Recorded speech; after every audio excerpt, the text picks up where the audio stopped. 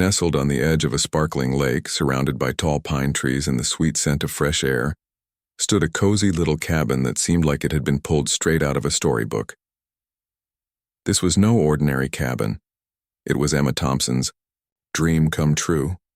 For years, Emma had lived in the city, working long hours at her desk job, feeling more like a cog in a machine than a person with dreams.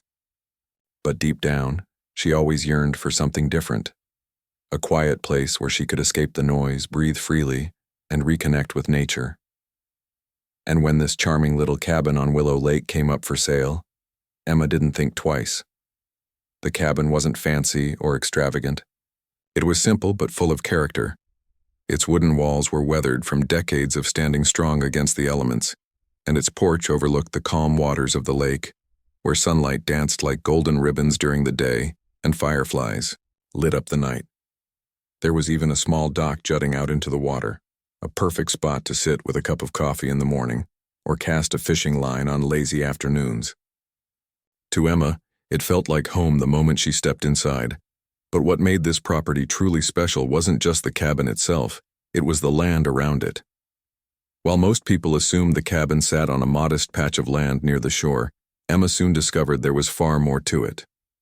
During the closing process, her real estate agent handed over a thick folder filled with documents about the property.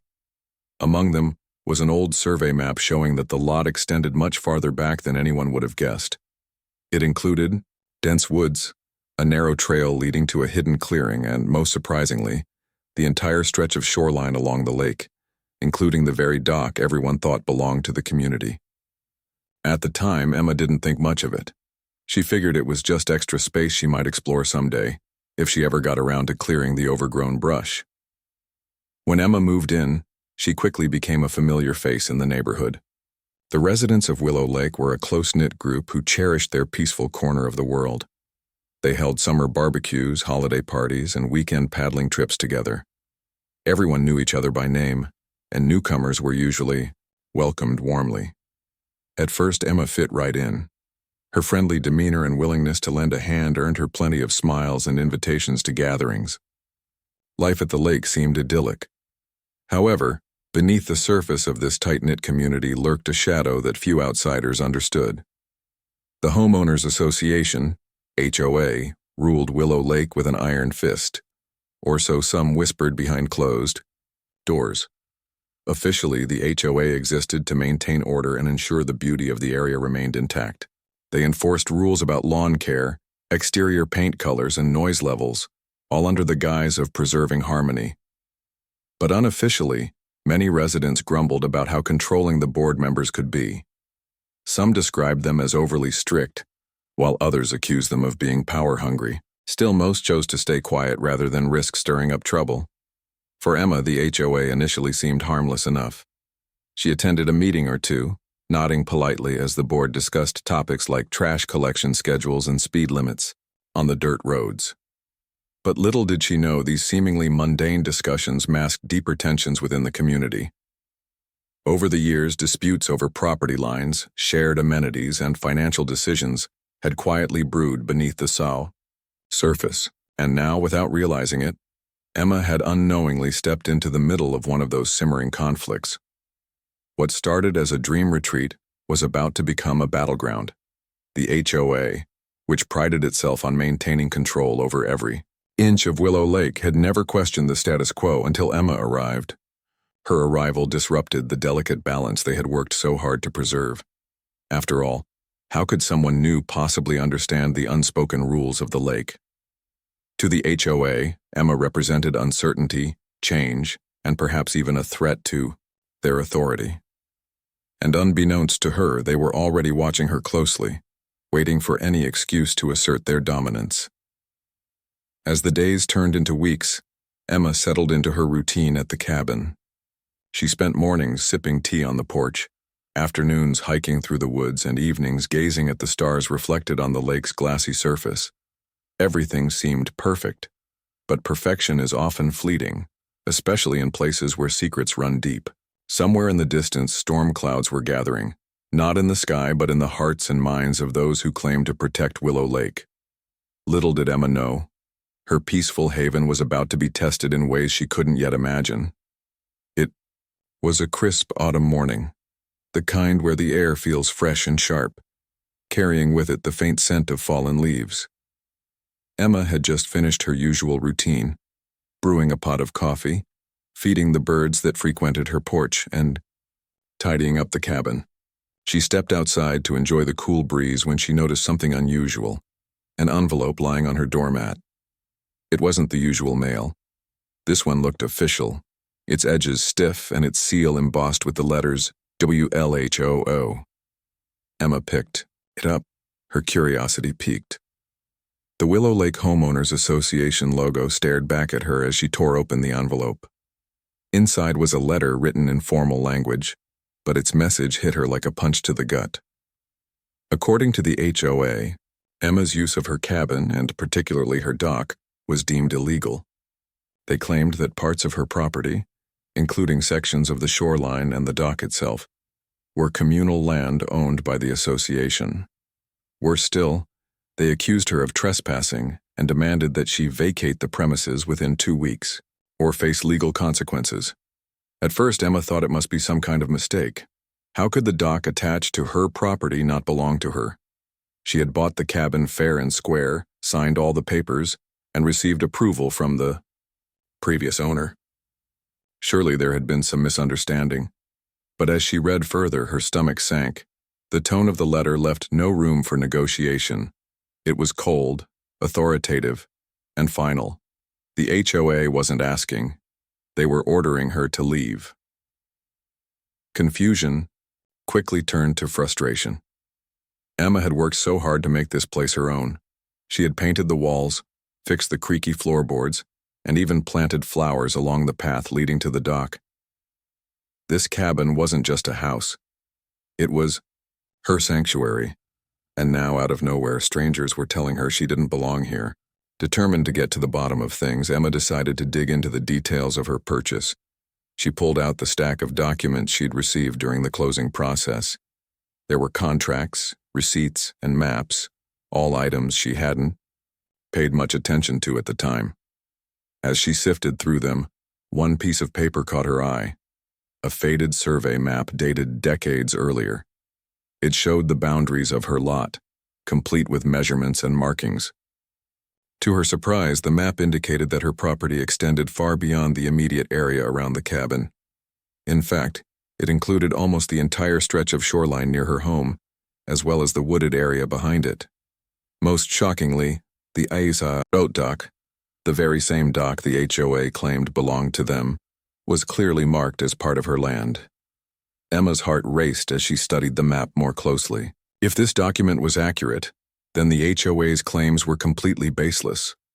Not only did she own the dock, but she also owned large portions of land surrounding it. Why hadn't anyone mentioned this before? Had the real estate agent overlooked it, or worse, had someone deliberately kept this information hidden? With newfound determination, Emma reached out to her lawyer, hoping to clarify the situation. Her attorney, a seasoned professional named Mr. Carter, agreed to review the documents. After examining the map and cross-referencing it with public records, he confirmed what Emma had suspected. The land and the dock belonged to her. "This is solid proof," Mr. Carter said, his voice firm. "You have every right to challenge the HOA's accusations." Despite having evidence on her side, Emma couldn't shake the feeling of unease. Something about the whole situation felt off. Why would the HOA accuse her of trespassing if they knew the truth? Were they simply unaware of the actual property lines, or was there something more sinister at play? Whatever the reason, Emma realized she couldn't afford to ignore the problem. If she wanted to protect her home, she would need to fight back. The next day, Emma attended the monthly HOA meeting, determined to present her case. The gathering took place in the community center, a modest building located near the entrance of the neighborhood. Inside, rows of folding chairs faced a small stage, where the board members sat behind a long table. Emma recognized most of the faces. Mr. Peterson, the gruff retired engineer who served as president. Mrs. Langley, the meticulous treasurer known for her obsession with rules. And a few others whose names escaped her memory. When it was her turn to speak, Emma stood up, clutching the survey map tightly in her hands. She introduced herself briefly before laying out her argument. "I've been informed that my use of the dock in certain areas of my property violates HOA regulations," she began, her voice steady despite the knot in her stomach. "However, I'd like to show you this map, which proves that these areas are legally part of my lot." A hush fell over the room as Emma unfolded the document and held it up for everyone to see. For a moment, no one spoke. Then, Mr. Peterson leaned forward, squinting at the map. "Where did you get this?" he asked. The days following the HOA meeting felt like a storm brewing on the horizon. Emma could sense the tension rippling through the neighborhood, even as she tried to go about her daily life. The once friendly faces of her neighbors now seemed distant, their smiles replaced by wary glances or outright avoidance. Some residents whispered behind closed doors, speculating about whether Emma's claims were legitimate or if she was simply trying to stir up trouble. Others, particularly those who had grown tired of the HOA's heavy-handedness, began quietly rooting for her, hoping she might expose flaws in the system they'd long suspected but never dared to challenge. Determined not to let the situation consume her, Emma focused on gathering more evidence to strengthen her case. She spent hours poring over old records, contacting former owners of her property, and consulting with Mr. Carter, her lawyer. Together, they uncovered additional documents that painted an increasingly clear picture. The land surrounding her cabin, including the dock, had been privately owned for decades before being improperly absorbed into the HOA's communal records. It appeared that the original developer of Willow Lake had made errors during the subdivision process, failing to properly transfer certain parcels of land to the association. Over time, these mistakes had gone unnoticed or perhaps deliberately ignored, allowing the HOA to claim ownership of areas they had no legal right to. Armed with this new information, Emma decided it was time to take a firmer stance. With Mr. Carter's guidance, she drafted a formal letter to the HOA board, outlining her findings and demanding immediate acknowledgement of her rightful ownership. She also included copies of the survey map and other supporting documents, leaving no room for ambiguity. "I understand that this revelation may come as a surprise," she wrote in the letter, "but I hope we can work together to resolve this matter amicably. If necessary, I am prepared to pursue legal action to protect my property rights." When the letter arrived at the HOA office, it sent shockwaves through the board members. At first, they dismissed it as a bluff, convinced that Emma wouldn't have the resources or determination to follow through with a lawsuit. But as they reviewed the attached documents, unease began to creep in. The survey map was undeniable proof of Emma's claim, and the accompanying records only reinforced her position. For the first time, cracks started to form in the board's united front. Mr. Peterson, the HOA president, called an emergency meeting to discuss the situation. Sitting around the table in the community center, the board members exchanged nervous glances. Mrs. Langley, ever the stickler for rules, argued that they should stand their ground and deny Emma's allegations outright. "We can't just roll over and admit we're wrong," she insisted. "If we do, it'll set a dangerous precedent. People will start questioning everything we've done." But not everyone agreed. One board member, a soft-spoken woman named Sarah, voiced her concerns. "What if she's telling the truth?" Sarah asked hesitantly. "If we keep fighting this and it turns out she's right, we could end up in serious trouble. Not just financially, but legally and reputationally." Her words hung in the air, unspoken fears lingering between them. The board knew they were in a precarious position. Admitting fault would be humiliating, but continuing to resist Emma's claims risked escalating the conflict into a full-blown legal battle, one they might not win. After much debate, they reluctantly agreed to delay further action until they could investigate the matter themselves. Privately, however, they resolved to dig deeper, hoping to find some loophole or technicality that would allow them to discredit Emma's case.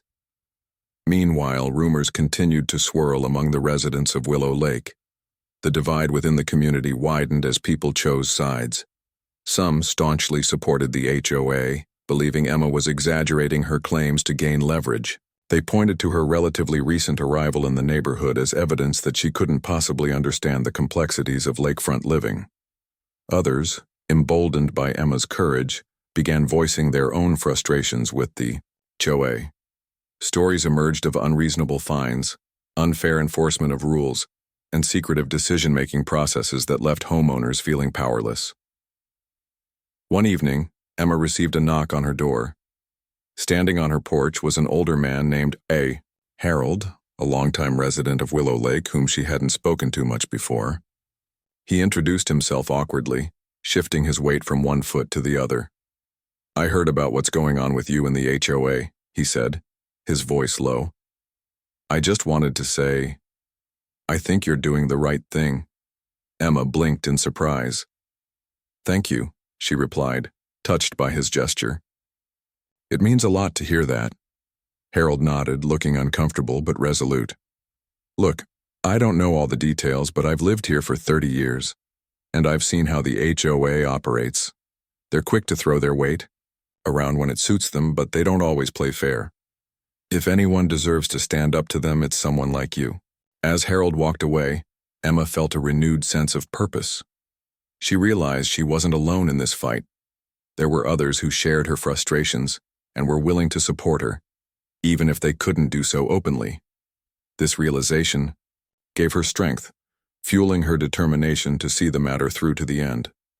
Despite the growing support, the HOA remained defiant. In response to Emma's formal letter, they issued a terse statement claiming that her documents were inconclusive and accusing her of attempting to disrupt the harmony of the community. They doubled down on their demand that she cease using the disputed areas, warning that failure to comply would result in legal consequences. Their tone was aggressive, almost desperate, as if they were trying to intimidate her into submission. But Emma refused to be intimidated. With Mr. Carter's help, she filed a formal complaint against the HOA, seeking not only recognition of her property rights, but also compensation for the emotional distress and financial burden caused by their harassment. The filing marked the official beginning of a legal battle that would test the limits of both parties' resolve. As news of the lawsuit spread, the atmosphere in Willow Lake grew increasingly tense. Conversations at the grocery store turned into heated debates, and social gatherings became awkward affairs where politics inevitably overshadowed pleasantries. Even the annual Fall Festival, a beloved tradition in the community, felt tainted by the underlying conflict. Booths selling homemade pies and hand-knitted scarves stood side by side with whispered arguments about property lines and legal fees. For Emma, the stress of the situation was palpable. Nights were restless, filled with thoughts of worst-case scenarios and doubts about whether she was making the right choice. Yet, every morning, she reminded herself why she was fighting. This wasn't just about a piece of land or a dock. It was about justice, integrity, and the principle of standing up for what was rightfully hers. She thought back to the countless hours she had spent fixing up the cabin, pouring her heart and soul into creating a place she could call home. Giving up was not an option. Amidst the chaos, Emma found solace in small victories. Neighbors who had initially doubted her began reaching out, sharing stories of their own run-ins with the HOA and expressing admiration for her bravery. A petition circulated online, calling for greater transparency and accountability within the association, quickly gaining signatures from disgruntled residents. Local media outlets picked up the story, shining a spotlight on the broader issues plaguing homeowner associations across the country. Slowly but surely, the tide began to turn in Emma's favor. What had started as a personal battle was evolving into something larger, a movement to hold the HOA accountable for its actions and restore trust within the community. Though the road ahead remained uncertain, Emma knew she had already achieved something significant. She had sparked a conversation that couldn't be ignored.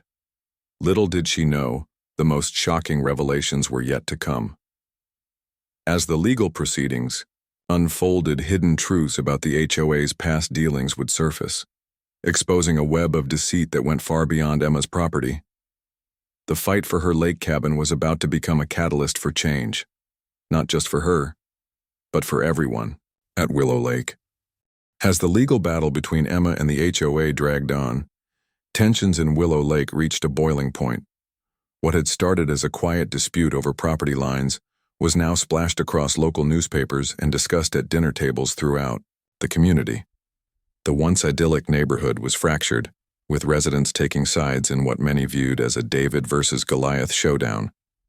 For Emma, the pressure mounted daily, but she remained steadfast, determined to see the truth come to light. Mr. Carter, Emma's lawyer, was relentless in his pursuit of answers. He filed motions, requested documents, and conducted interviews with former HOA board members and developers who had worked on Willow Lake decades earlier. It wasn't long before startling revelations began to surface, details that painted a troubling picture of how the HOA had operated for years. One key discovery came from an elderly man named Frank Dawson, who had been involved in the original development of Willow Lake in the 1970s. Now retired and living out of state, Frank agreed to speak with Mr. Carter after learning about Emma's case. Over a video call, he recounted how the developer responsible for subdividing the land had made several critical errors during the initial planning phase. According to Frank, some parcels of privately owned land were never properly transferred to the HOA, a mistake that should have been corrected when the association was formed. Instead, these discrepancies were swept under the rug, allowing the HOA to claim ownership of areas they had no legal right to. But it didn't stop there. As Mr. Carter dug deeper, he uncovered evidence suggesting that the HOA had knowingly exploited these oversights for their own benefit. For example, years ago, the association had built a large boathouse on what they claimed was communal land. This structure served as a hub for social events and storage, generating revenue through rentals and membership fees. However, based on the newly unearthed survey maps and deeds, it became clear that this so-called communal land actually belonged to private homeowners, including Emma. The implications were staggering. If the HOA had knowingly allowed structures to be built on privately owned land, they weren't just guilty of negligence. They were complicit in a deliberate act of misappropriation. And Emma's dock wasn't the only piece of property affected. Other residents, unaware of their true boundaries, may have also lost access to parts of their lots without realizing it. When this information was presented in court, it sent shockwaves through the community. Many residents felt betrayed, wondering how such blatant misconduct could have gone unnoticed for so long. Some recalled instances where they had been fined or penalized by the HOA for minor infractions, only to learn now that the board itself had committed far greater offenses. Others expressed outrage over the financial toll the debacle had taken, pointing out that their dues had funded projects and amenities that technically shouldn't exist. The scandal quickly became public knowledge, thanks in part to media coverage and word of mouth. Reporters flocked to Willow Lake, eager to uncover more details about the unfolding drama. Interviews with disgruntled homeowners revealed a pattern of frustration and mistrust toward the HOA. One woman tearfully recounted how her family had been denied permission to build a small shed on their property because it allegedly violated setback rules. Yet the HOA had constructed a gazebo mere feet from the lake without batting an eye. Another man described how he had been forced to pay exorbitant fees to repair a retaining wall that, according to the new findings, wasn't even on communal land. For Emma, the revelations validated everything she had suspected all along. Still, she couldn't help but feel a pang of sadness as she watched her neighbors grapple with the fallout. While some rallied behind her cause, others grew disillusioned, questioning whether the HOA had ever truly acted in their best interests. Friendships were tested, alliances shifted, and the sense of camaraderie that had once defined Willow Lake seemed to evaporate overnight. The HOA board, meanwhile, found itself under intense scrutiny. Their attempts to downplay the allegations fell flat as mounting evidence contradicted their claims. Public meetings, which used to draw only a handful of attendees, were now standing-room-only affairs, with angry residents demanding answers. The board members, accustomed to wielding authority with little resistance, appeared visibly shaken. Mr. Peterson, the president, tried to maintain his composure, insisting that the situation was being handled appropriately. But his reassurances rang hollow, especially when confronted with hard facts. Behind closed doors, cracks within the board began to widen. Mrs. Langley, the treasurer, argued vehemently that they should settle with Emma to avoid further embarrassment, while others suggested doubling down and fighting the lawsuit to the bitter end. Sarah, the quieter board member who had previously expressed doubts about the HOA's actions, eventually resigned, citing moral concerns. Her departure sparked a chain reaction, with 2 other members stepping down shortly thereafter. By the time the dust settled, the board was left scrambling to fill vacant seats, its leadership in disarray. Despite the chaos, Emma refused to back down. She knew the fight wasn't just about her anymore. It was about setting things right for everyone at Willow Lake. With each passing day, more residents came forward to share their stories, emboldened by her courage. A group of homeowners formed, a coalition aimed at reforming the HOA, pushing for greater transparency, accountability, and ethical governance. They organized town halls, circulated petitions, and worked tirelessly to ensure that the mistakes of the past wouldn't be repeated. Even as the legal proceedings dragged on, Emma continued to live her life as normally as possible. She spent mornings tending to her garden, afternoons exploring the wooded trails behind her cabin, and evenings watching the sunset reflect off the lake. Though the stress of the situation weighed heavily on her, she drew strength from the support of those around her. Neighbors who had once kept their distance now stopped by to offer words of encouragement or drop off homemade casseroles. Harold, the older man who had first voiced his support, became a regular visitor, often joining her for coffee on the porch. One evening, as they sat together overlooking the water, Harold shook his head in disbelief. "You know," he said, "this whole mess has been awful, but it's also been kind of cleansing in a way. People are finally waking up to what's been going on. Maybe it took someone like you to shake things loose." Emma smiled faintly, appreciating the sentiment. "I didn't ask for any of this," she admitted. "But if it leads to positive change, then maybe it'll all be worth it." As the weeks turned into months, the case against the HOA gained momentum. Court hearings revealed even more damning evidence, including emails and memos, showing that board members had actively concealed information about property boundaries. The judge overseeing the matter grew increasingly skeptical of the HOA's defense, calling their arguments speculative at best. Meanwhile, public opinion continued to sway in Emma's favor, with many residents openly criticizing the board's handling of the situation. By the time closing arguments were delivered, it was clear that the HOA's days of unchecked power were numbered. The courtroom buzzed with anticipation as the judge prepared to deliver his verdict, a decision that would not only determine Emma's fate, but also shape the future of Willow Lake. For better or worse, the community braced itself for the outcome, knowing that nothing would ever be the same again. The courtroom was silent as the judge prepared to deliver his verdict. Emma sat nervously in her chair, clutching a folded piece of paper with notes she had scribbled during the trial. Her lawyer, Mr. Carter, gave her a reassuring nod, but even he couldn't mask the tension in the air.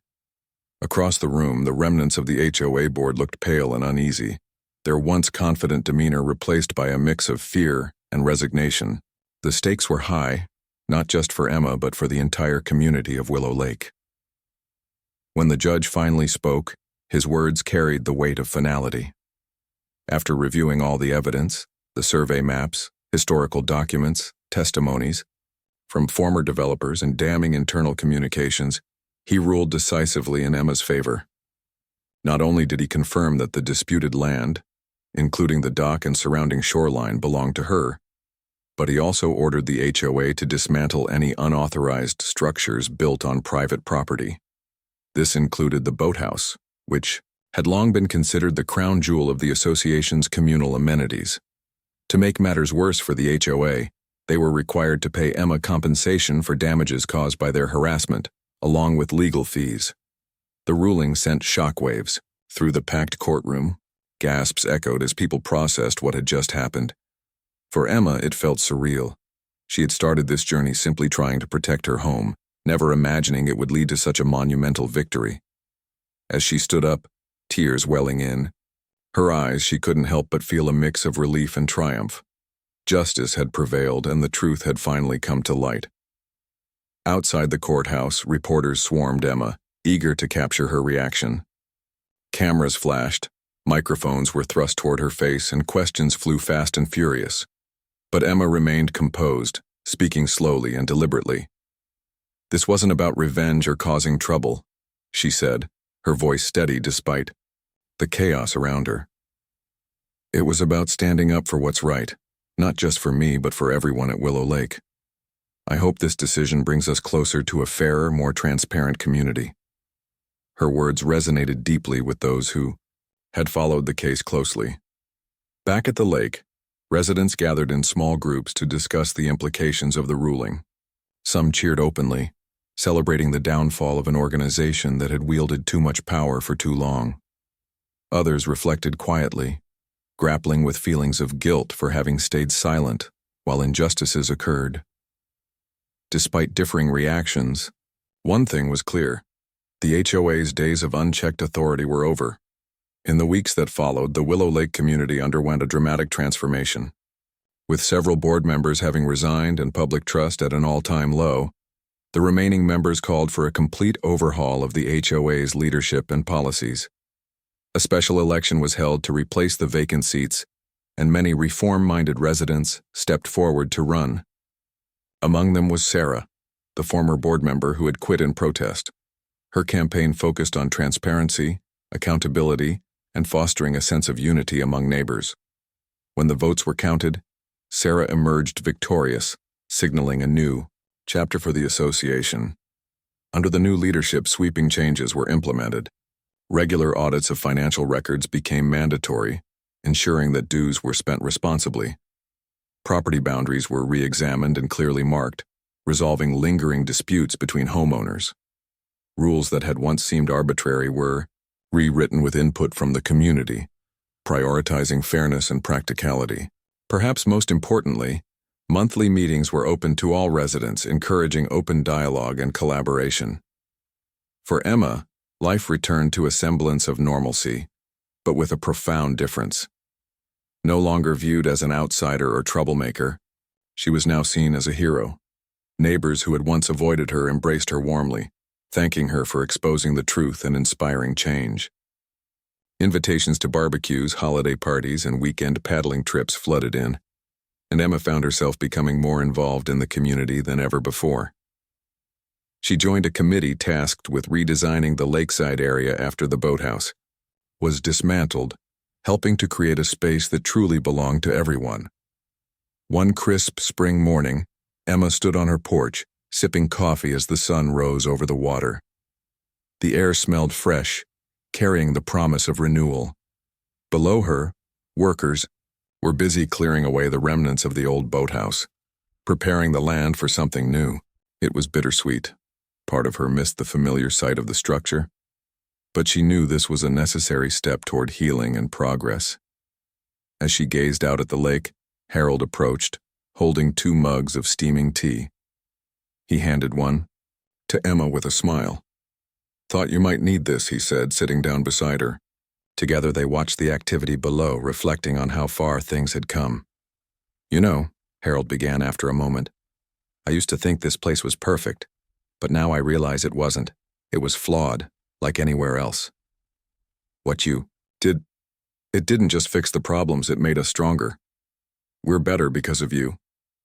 Emma shook her head modestly, though warmth spread through her chest. "It wasn't just me," she replied. "Everyone played a part. Change doesn't happen unless people are willing to stand together." Harold nodded thoughtfully, raising his mug in a quiet toast. "To new beginnings, then. To new beginnings," Emma echoed, clinking her cup against his. In the months that followed, Willow Lake flourished under its renewed spirit of cooperation.